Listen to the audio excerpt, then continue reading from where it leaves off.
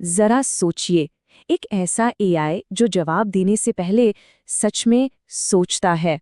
ये सिर्फ कोई टेक्निकल छलांग नहीं है, ये तो मशीनों और हमारे मतलब इंसानों के बीच के रिश्ते को पूरी तरह से बदलने की शुरुआत है। तो चलिए समझते हैं कि ये हो कैसे रहा है। तो सवाल यही है, क्या होगा अगर एआई जवाब देने से पहले सोच पाए? अब तक हमने जो एआई मॉडल्स देखे हैं वो क्या करते हैं? वो पैटर्न पहचानते हैं और फटाक से जवाब दे देते हैं। लेकिन सोचिए, क्या हो अगर वो जवाब देने से पहले बिल्कुल किसी इंसान की तरह किसी प्रॉब्लम को सॉल्व करने के लिए एक अंदरूनी लॉजिकल प्रोसेस से गुजरें। इसी टेक्नोलॉजी को कहते हैं रीजनिंग मॉडल।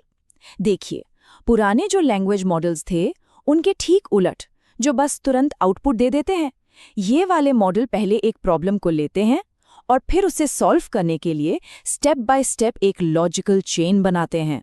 मतलब बिल्कुल वैसे ही जैसे हम सोचते हैं। तो ये पूरा प्रोसेस दिखता कैसे है?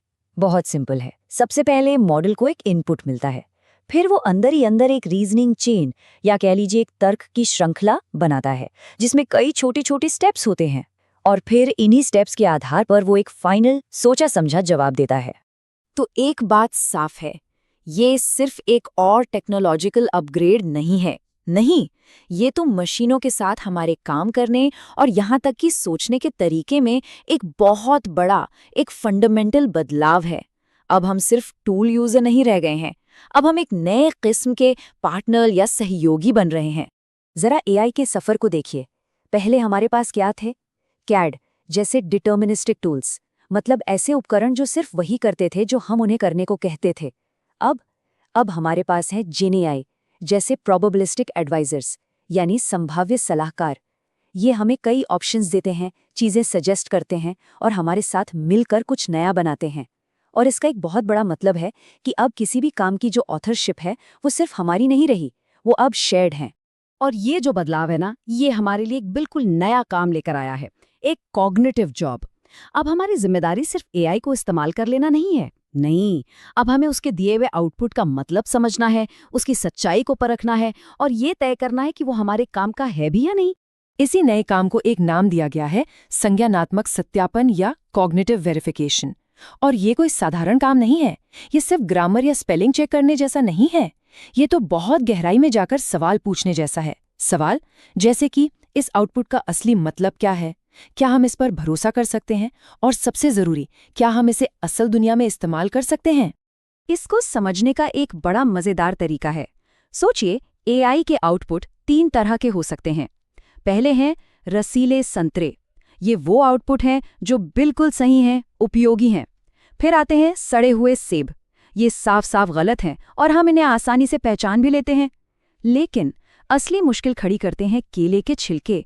ये वो आउटपुट हैं जो ऊपर से तो बिल्कुल सही लगते हैं, पर उनमें बहुत ही महीन, बहुत खतरनाक गलतियां छिपी होती हैं।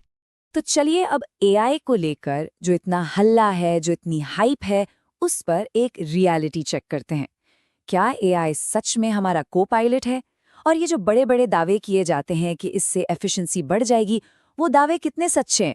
ये को पायलट वाला जो मेटाफर है ना, सुनने में बहुत अच्छा लगता है, लेकिन ये थोड़ा भ्रामक हो सकता है। क्यों? क्योंकि एक असली एयरप्लेन का को पायलट पायलट की ही तरह ट्रेंड होता है, वो इमरजेंसी में पूरा कंट्रोल ले सकता है। लेकिन एक एआई को पायलट, वो तो संभाव्य है, उसके अंदर कॉमन सेंस की कमी है और उसे तो लगातार हमारी इंसान की निगरानी की जरूरत पड़ती है। अक्सर एक नंबर हमारे सामने आता है, 20 से 30%। कहा जाता है कि एआई को अपनाने से प्रोडक्टिविटी में इतना ही इजाफा होता है। सुनने में ये नंबर बहुत अच्छा लगता है ना? लेकिन इसकी कहानी इतनी सीधी नहीं है।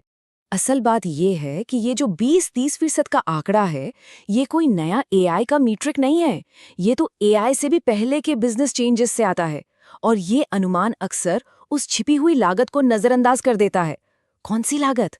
वो एक्स्ट्रा दिमागी मेहनत जो हमें करनी पड़ती है।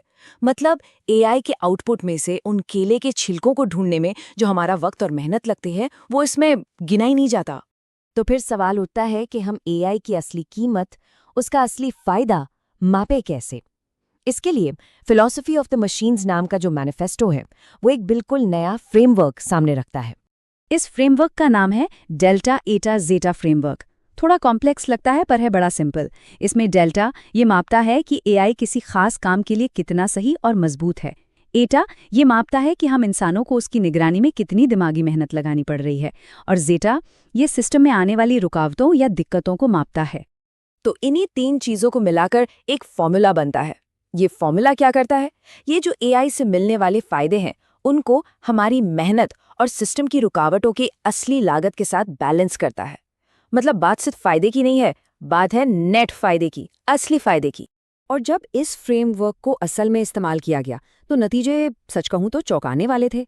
एक केस स्टडी में जहां 40% फायदे का अनुमान था, वहां एक अच्छी तरह से तैयार ऑर्गेनाइजेशन को 25% का ही असली फायदा हुआ। लेकिन जो ऑर्गेनाइजेशन तैयार नहीं थी, उसे फायदा तो छोड़िए, 12% का नुकसान हो गया। इससे एक बात साफ हो जाती है, एआई वैल्यू बना भी सकता है और खत्म भी कर सकता है।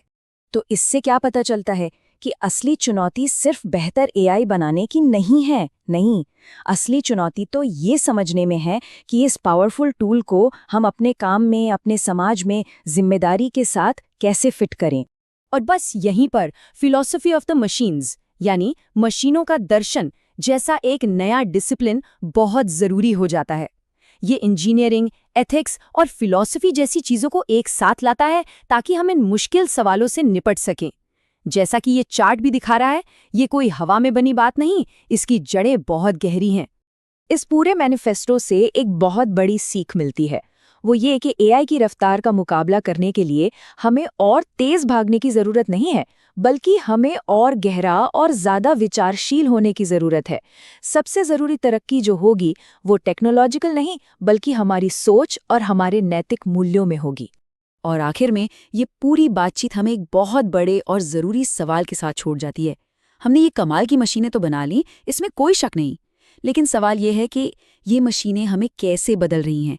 एक इंसानियत के तौर पे हम किस दिशा में आगे बढ़ रहे हैं।